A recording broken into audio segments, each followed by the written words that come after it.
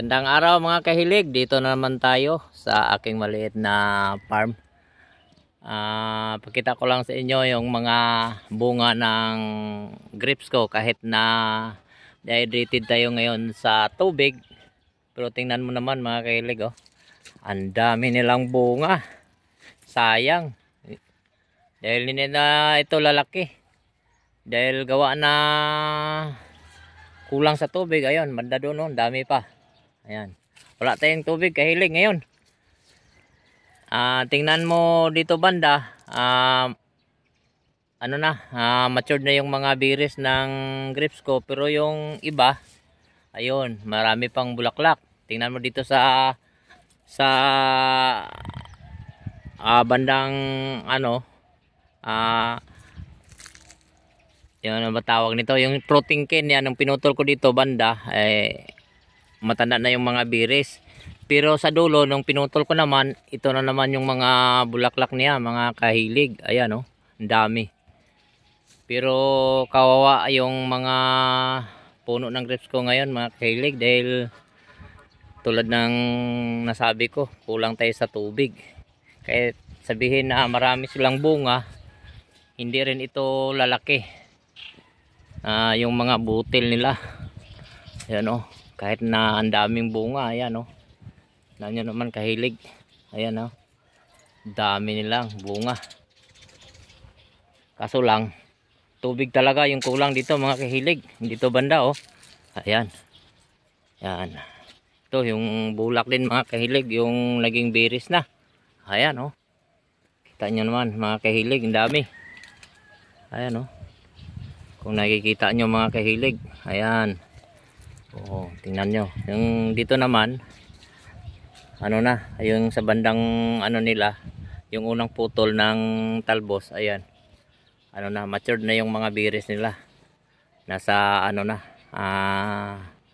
papahinog na sila.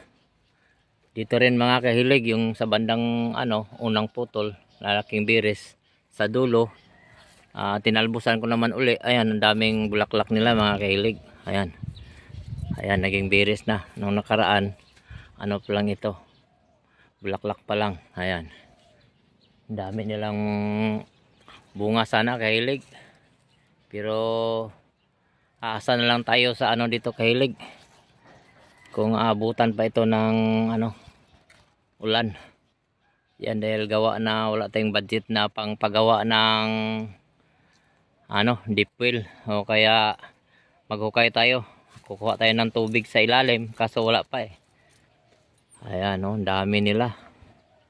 Ayan, sa bandang unang putol ng talbos, ito yung nila, yung bunga nila mga kahilig, tingnan mo. Siguro kung nasa tamang patubig ito, malapit ito sa 1 kilo mga kahilig. Pero yung sa dulo naman, yung tinalbusan ko naman dito mga kahilig, ayan na naman, oh, ang dami na namang bulaklak. Kaya tuloy-tuloy yung pagbunga. By the way pala mga kahilig, ito yung variety na Baikonur Ukraine. Oh, ayan, kahit kakadugtong lang, nadaming yung bunga. Ito mga kahilig, oh, tingnan mo, dinugtong dito. Ayan, yung dugtong. Ayan yung nila, mga kahilig. Ayan, yung ito, laki ito. Ito rin. Bali, dalawa yung binigay niya na na buds ng bunga. Dito, yung dinugtong ko naman dito, maliit lang yung binigay niya. Yun yung rootstock ko, nagbunga rin, si Catawba. Ayan. Sa kabila rin, dahil hindi nag-success yung graft, ayan, may bunga rin siya, si Catawba rin. Ayan, yun dito, yung dugtong ko dito, ayan, ito rin yung bunga niya. Ayan, ayan yung mga dugtungan mga kahilig, oh. Ayan, ito rin mga kahilig. Ayan, yung rootstock niya, Catawba mga kahilig. Ito malit na puno. Ayan, ito rin yung dinugtong ko dito. Ayan, ayan din yung bunga niya. Yan, tinalbusan ko rin. Ito, dito yung dugtong, ito naman yung bunga niya, yung mga beres niya. pinutol ko yung dulo. Pag sibol niyan, bubulaklak din yan mga kahilig.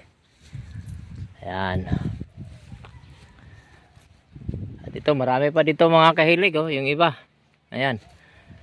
Ito, yung ibang puno ko. Ayan. Kita nyo naman yung dahon. Ano talaga, sa init. Ayan. Ito yung dinugtong ko dito mga kahilig. Ayan. Ayan yung beres niya. Tingnan mo yung talbos niya. Pangit dahil kulang sa tubig. Ito ganun din. Yung talbos niya, oh, payat. Pero meron siyang bunga. Dalawa yung naging bunga ng isang dugtong. Ayan. Dahil dalawa yung sibol niya. Ito yung isa. Ito rin yung isa. Lalaki sana yung ano niya, oh. Kaso lang, uhaw sa tubig. Ayan, tingnan nyo yung talbusan mga kahilig, oh. Payat. Ayan. At yan lang muna mga kahilig. Magandang araw ulit at salamat sa panood ng kunting video sa araw ngayon. Bye bye.